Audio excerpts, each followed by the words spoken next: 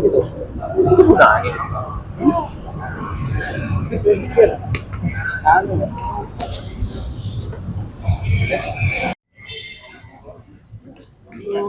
Bu, mungkin bu, kira-kira ini mau apa dulu bu?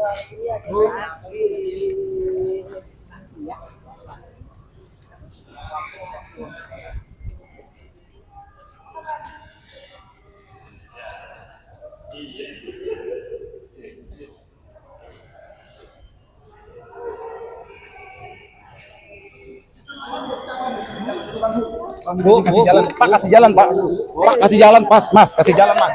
Ini halangi jalan. Bu, hari ini agendanya apa, Bu? Kerjasama. Kerjasama. Terkait apa, Bu? Terkait apa, Bu? Pencegahannya, Bu?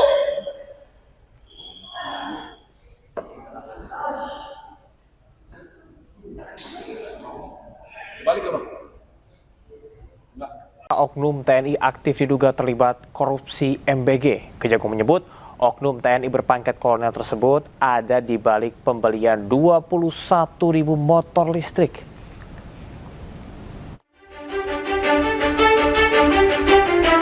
Setelah Kejagung menetapkan polisi aktif berpangkat Brigadir Jenderal Lalu Muhammad Iwan sebagai tersangka korupsi MBG, Korps Adi Aksa menyebut ada dugaan keterlibatan oknum anggota TNI aktif dalam pusaran korupsi MBG.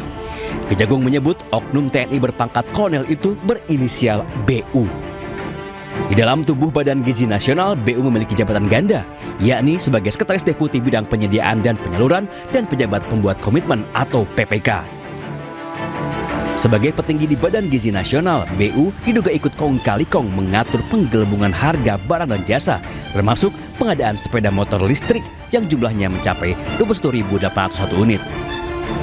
Walaupun sudah menemukan keterlibatan oknum TNI, namun Kejagung tidak bisa serta-merta memproses BU karena masih berstatus TNI aktif.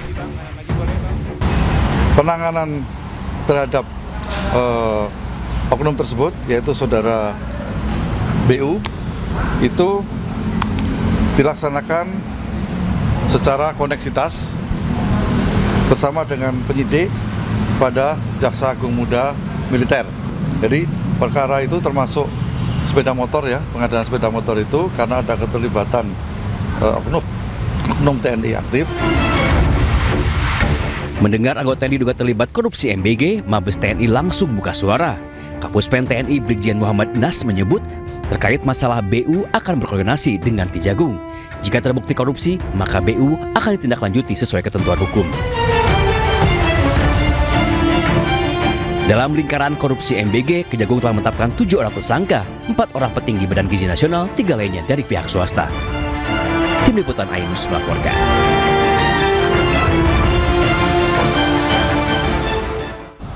Sebelumnya 7 orang telah ditetapkan sebagai tersangka korupsi MBG. Yang terakhir adalah polisi aktif berpangkat Brigadir Jenderal.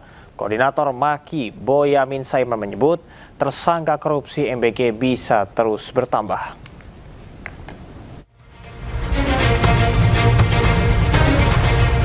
Bak kotak Pandora yang terbuka, tersangka korupsi MBG bertambah lagi. Kejaksaan Agung kali ini menetapkan Lalu Muhammad Iwan sebagai tersangka ke-7 dalam pusaran korupsi MBG. Kejagung menyebut Sekretaris Deputi Bidang Promosi dan Kerjasama Badan Gizi Nasional ini terlibat korupsi penjualan ompreng atau food tray. Modusnya, perwira polisi aktif berpangkat Brigadir Jenderal itu mencari calon mitra untuk mendirikan dapur MBG. Syaratnya, mereka wajib membeli ompreng kepada perusahaan PT SGI. Belakangan terungkap PT SGI ternyata perusahaan yang sengaja ia dirikan.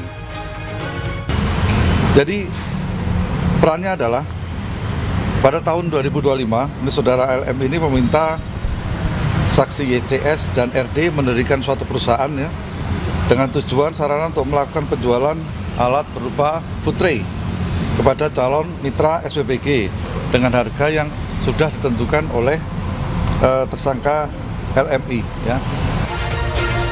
Walaupun sudah menetapkan 7 orang tersangka, Ketua Masyarakat Anti Korupsi Boyamin Saiman menyebut jumlah tersangka korupsi MBG kemungkinan akan bertambah. Boyamin juga mendesak Kejagung tidak hanya menetapkan tersangka, tetapi juga harus bisa mengembalikan kerugian uang negara. Jadi ini masih banyak yang harus jadi tersangka karena banyak yang dimanipulasi, banyak yang dikorupsi, mulai dari titik dapur, pengadaan motor listrik, ompleng, mungkin CCTV, mungkin diduga juga terkait dengan pengadaan pakaian, pengadaan tablet segala macam. Itu sudah seharusnya Kejaksaan Agung menyasar semua yang terlibat dalam korupsi MBG dan BGN.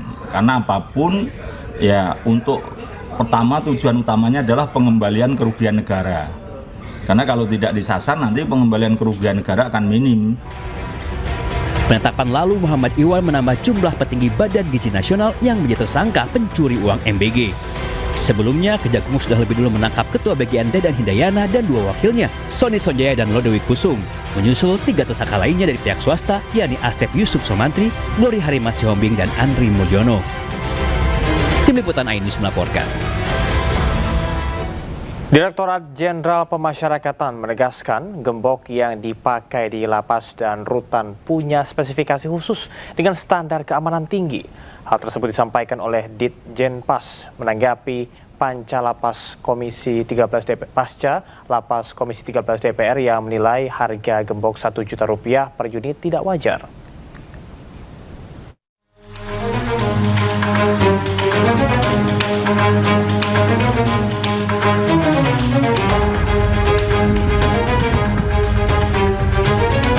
Direktorat Jenderal Pemasyarakatan tegaskan gembok yang digunakan di dalam lapas bukan merupakan gembok komersial biasa.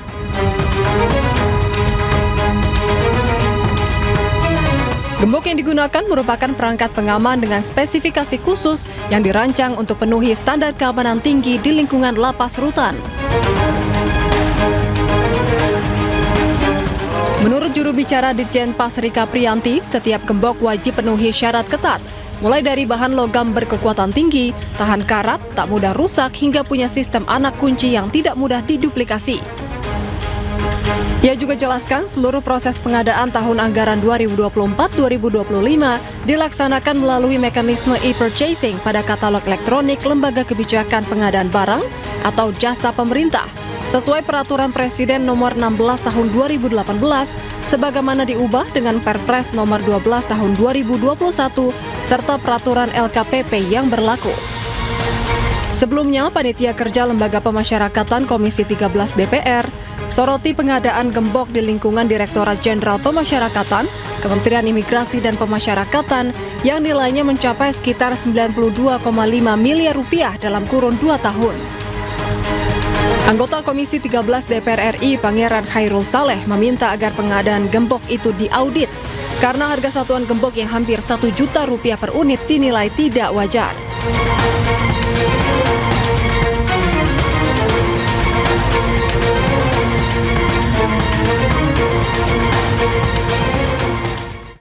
DPR RI menampung aspirasi Majelis Ulama Indonesia untuk membentuk rancangan undang-undang pidana tentang lesbian, gay, biseksual, dan transgender atau LGBT. Sementara itu, wacana pemberantasan LGBT menuai beragam tanggapan dari masyarakat.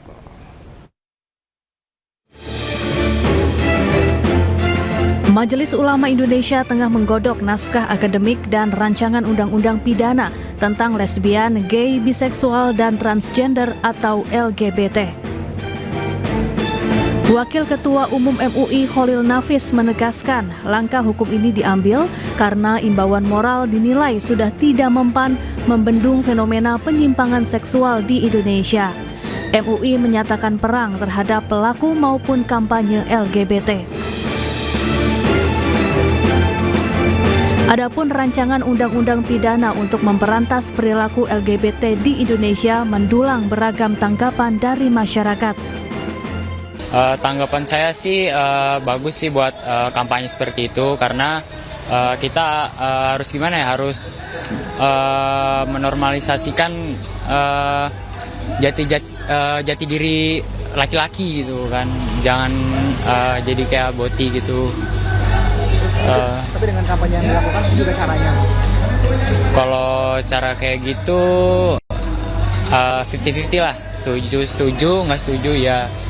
Karena mungkin bisa menyakiti hati orang lain juga. Jadi dengan kampanye yang disuarakan, setuju saya. Jadi bisa masyarakat bisa mengetahui apa dampak dari bot ini juga, dan menjadi integritas kita untuk mengenalkan sebenarnya gender kita itu apa sih. Untuk kampanye berantas boti menurut saya oke ya, since LGBT di Indonesia kan masih belum diperbolehkan ya, masih ilegal. Cuman mungkin caranya kali ya Mas, nggak yang lindas boti atau apa anarkis banget. Cuman mungkin bisa baik-baik atau pengarahan kayak kalau nemu orang yang agak-agak boti bisa mungkin diluruskan atau dibilang baik-baik gitu. Ya, tapi jangan anarkis juga sih, kan manusia juga ya walaupun boti.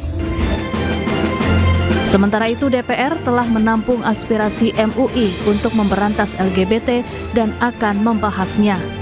Tim Liputan iNews melaporkan.